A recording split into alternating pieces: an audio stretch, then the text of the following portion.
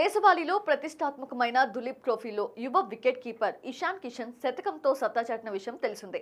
అనంతపురం వేదికగా ఇండియా బితో జరుగుతున్న మ్యాచ్లో అద్భుత ఇన్నింగ్స్తో అతను ఆకట్టుకుంటున్నాడు.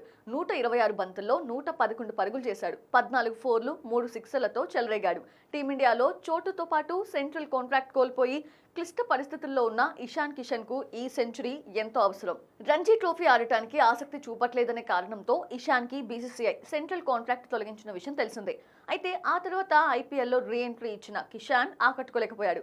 కానీ రెడ్ బాల్ క్రికెట్లో ఇటీవలే పునరాగమనం చేసిన ఇషాన్ సత్తా చాటుతున్నాడు.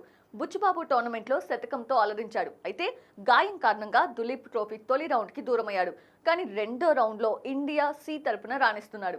అయితే ఈ క్లిష్ట పరిస్థితుల్లో సత్తా చాటిన ఇషాన్ కిషన్ గురించి ఒక్క పోస్టు చేయని star batter Suryakumar Yadav, India A తరపున అర్ధ శతకాలు చేసిన షామ్స్ ములానీ, తనుష్ కొటియన్లపై ప్రశంసల జల్లు కురిపించాడు. కానీ ఐపీఎల్ టీమిండియాలో తన సహచరుడైన ఇషాన్ గురించి సూర్య ఎలాంటి పోస్టు చేయకపోవడంతో నెట్టింట్లో పెద్ద ఎత్తున చర్చ సాగుతోంది. ముంబై ఇండియన్స్ కెప్టెన్సీ మార్పు విషయంలో హార్దిక్ పాండ్యాకు ఇషాన్ మద్దతు ఇవ్వడంతోనే రోహిత్ మద్దతుదారుడైన సూర్య కక్ష పెంచుకున్నాడని నెటిజన్లు ఆరోపిస్తున్నారు.